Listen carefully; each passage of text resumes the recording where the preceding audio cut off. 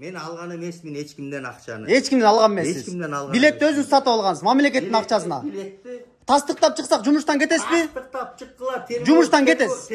Жумуштан кетесиз, эгер тастыктап берсем. Тергөө жумушка өткөзгүлө. Тергөөчүлөр, прокуратура жооп берет ага. Эдилбек Эшекеевич, мына сиздин Токтогул балык чарба департаментинин уурдаган акчалар. Буга не деп жооп бересиз? Чогулушта да айткам. Бул боюнча чогулушта да айткам. Прокуратурага кат жаздым. Туурабы? Сиздин эми начар иштегениңиздин кесепетиби Эдилбек Эшекеевич? Достор, өзүңүздөр көрүп атасыздар. Биз азыр министрликтен чыгып кеттик. Өнүкпөйт Кыргызстан. Өнүкпөйт. Мындай деңгээл менен эч качан өнүкпөйт. Булар аз 180 сомдон 50 гектардан эми көбөйтсөңүздөр өзүңүздөр делечи. 10 гектарың 1800 сом болот эми. 5000 бир 8000 сомдой акча экен да. 8000 сом акчага ош 50 гектарды берип атат. 8 эле киши. Сен өзүң келдиң. 8 эле киши. 8 кишиби, 80 кишиби аны силер чогултушуңар керек. Бишкек шаарынын чети биздин үй бүлөгө таандык болгон 5 гектар малина. Ассаламу алейкум достор. Менин жашоом жалаң айыл чарбасына жана миграцияга байланышкан. Мен ойлойм, ар бир кыргызстандыктын үй бүлөсүндө же миграцияда, же айыл чарбага байланыштуу окат кылат деп. Эсиңиздерде болсо, буга чейин мен Токтогул районундагы Токтогул акваториясы суу сактагычында балык чарбасын өндүрүп атат деп сиздерге айткам. Балык бул Токтогулдун келечеги деп айта алам. Биз буга чейин бир нече кыймылдарды кылдык, урматтуу жердештерим. Бирок биз сиздерге маалыматты толук кандуу жеткире албадык. Бүгүнкү күндө Токтогул акваториясы 3 фирмага бөлүндү. Булар кайсы десеңиздер, Элнурдан, Таза балык жана балык чарбасы. Элнурдан деген кадимкидей ун чыгарган комбинат бүгүнкү күндө бир дагы тажрыйбасы жок, ошол көлдү алып отурат. Ага байланыштуу анын кичинекей өзүнүн компаниясы, иниси десек болот, көк жаңгактан кен бул балык чарбасы. Достор, биз койгон талаптардын бири да аткарылган жок. Сиздер каналдан алыстабаңыздар. Мен сиздерге иштин чоо жайы кандай болгонун баардыгын чагылдырып берем. Буга чейин уурулуктар болгон департаменттин ичинде Токтогул балык чарба мамлекеттик мекемесинде да ууручулуктар болгон. Ошолордун баарын сиздерге тегиз чагылдырып берем. Турбайбы? Ооба. Баягы министр сиздин көбүнчө дайындады эле. Караштырдым. Келиңиз. Аксакалдардын да. Мен сизге жооп бердим. Мыйзам жол бербейт дедим. Официально Биз чыгып өткөзүп бере албайбыз. Биякта өткөзөт министерстводо. Ошон үчүн министерство өттү. Эмне үчүн бизге кабарланган жок? Кабарды бербеди беле. Мен атайын өзүм барбадымбы? Кайсы жака? Качан бердиң? Мен сизге ошол Токтогул райгос администрациясында өткөздүк. Бюджеттик комиссияда кабинетте сүйлөшүп турганбыз, туурабы? Токтогул райгос администрацияда акиматка барып, түшүнүү жолдорун түшүнүп бердик. Подставной. Эдилбек Эшекеевич, подставной анын бардыгычы. Саналуу эле. Сен өзүң келдиң. 8 эле киши. Сен өзүң келдиң. 8 эле киши.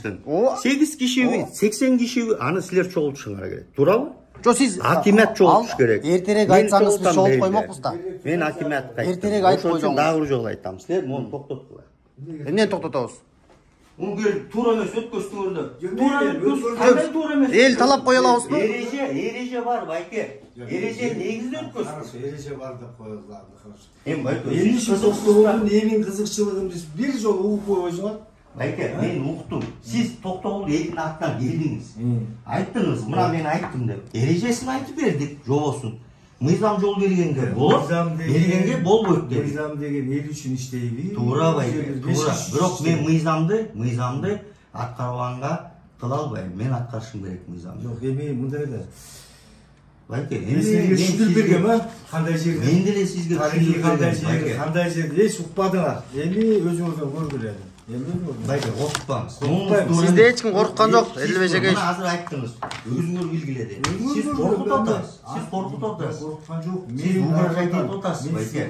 Сизди предупредить атам. Предупредить эткен жок. Сиз угрожать этип атасыз. Вы не первый раз угрожаете, байке. Эмнеде угрожать этип атасыз? Токтоптула, байке. Кат менен официально жазып. Туура эмес кылып атасыз. Официально. Сиз мамлекеттик мекемеге келип, мен азыр коркутуп атасыз. Корккан жок. Сизге канча жол кат менен келип атат Мен мына? милдетимди аткарып атам. Мен милдетимди аткарып атам. Сиз келип айтып атасыз.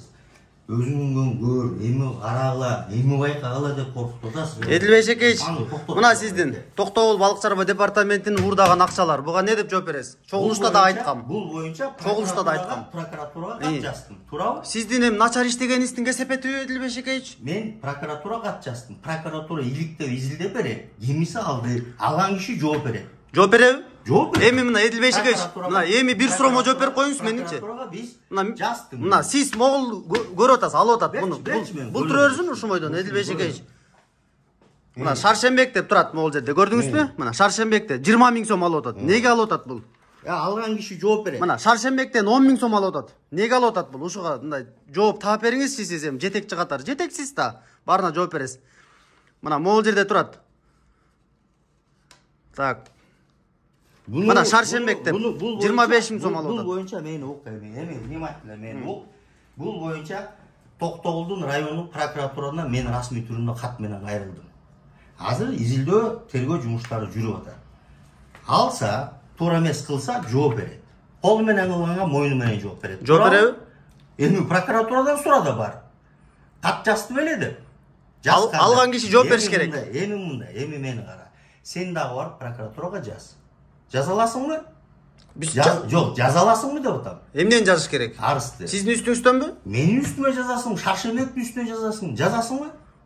Барып жаз. Жазылып атпайбы бул? Жаз. Эми Эдилбек Эшекеевич, бир суроомо жооп берип коюңуз. Бир суроомо. Балык Токтогул балыгынан прокуратура жооп берет сага. Токтогул балыгына Ташкентке учам деп акча алгансыз. Мен алган эмесмин эч кимден. Билет алдыргансыз. Алган эмесмин. Билет алдыргансыз. Ошону жооп берип коюңуз. Мен алган эмесмин эч кимден акчаны. Эч кимден алган эмессиз. Эч кимден алган. Билетти өзүңүз сатып алгансыз, мамлекеттин акчасына. Билетти тастыктап чыксак жумуштан кетесизби? Тастыктап чыккыла. Жумуштан кетесиз. Жумуштан кетесиз эгер тастыктап берсем. Тергөө жумушка өткөзгүлө. Тергөөчүлөр прокуратура жооп берет ага. Макулбу? Макулбу?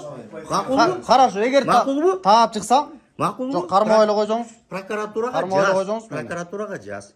Прокуратура тергөө жүргүзүп жообун берет сага. Туурабы? Хорошо. Болду. Эгерде авиаперелетко билетке акча алган болсоңуз, жооп бересиз Кудай буйруса. Прокуратура кайрыл. Прокуратура жооп берет. Хорошо. Болду. Хорошо. Хорошо. Түшүнүктүү Эдилбек Эшекеевич. Ишиңизге ийгилик. Айрылдып атам мен. Хорошо. Прокуратура сага жооп берет, мага жооп берет. Кандай эмне болду деп. Хорошо. Болду. Жо мен түртпөй эле коюңуз. Мен түртпөй эле койсоңуз Эдилбек Эшекеевич. Сени эч ким түрткөн жок. Биз сиздин үйүңүзгө келген жокпуз да. Мен сени түрткөн жокмун. Биз сиздин үйүңүзгө келген жокпуз да, бизчи. Биз каалагандай жүрүшүбүз керек, элдин үйү булчу. Ошо да. Биз өзү кетебиз. Жообубузду алгандан кетебиз. Мына Токтогулдун эли ушундай бүгүнкү иштер. Урматтуу токтогулдар, мына ошентип элдин пикирин эске алган жок. Каалагандай Токтогул көлүн лотко бөлүп, мына кече күнү 3 фирмага өткөрүп берип коюшту. Мына Эдилбек Эшекеевич да буга чейин авиаперелеттор менен мен айта кетейин. Мына ошо фирмалар акча алып берген, өздөрү айтып атат. Мен аны жөндөн токуп чыгарган жокмун. Биз ошону далилдеген аракетин кылабыз. Буга чейин дагы мен чогулуштарда да айттым. Мына бекинип атайын эл уккан, эл минткен, силер кимсиңер дегендей таризде калтырып атат. Чогулуштарда дагы айттым. Токтогулдагы мамлекеттик балык чарба мекемеси дагы бир нече миң сомдорду алып койгон. Анын бардыгы мына кагаз жүзүндө да биз далилдеп атабыз. Эми акыр түбү акыйкаттык, адилеттүүлүк болуш керек. Элдин үлүшү болуш керек эле. Мен ушу видеонун аягына чейин көрүңүздөр, кийинки видеолорду да калтырбай көрүп туруңуздар. Токтогулдун эли эмнелерден калды, эмнелерге жетиш керек, мен сиздерге кенен тариздеп айтып берем. Достор, көрүшкөнчө. Мына өнүктүрө турган министрликтер ушинтип иштеп атса, Кыргызстан эч качан өнүкпөйт. Токтогулдун эли деген 100 000ден калк болчу, мына ошол 100 000 калкка не деген чоң кирешер, не деген чоң экономикалык өсө турган тепкич болчу. Бирок мына достор, өзүңүздөр көрүп атасыздар, биз азыр министрликтен чыгып кеттик. Сиздерге бардыгын чагылдырып айтып берем. Мына ушундай. Өнүкпөйт Кыргызстан. Өнүкпөйт, мындай деңгээл менен эч качан өнүкпөйт.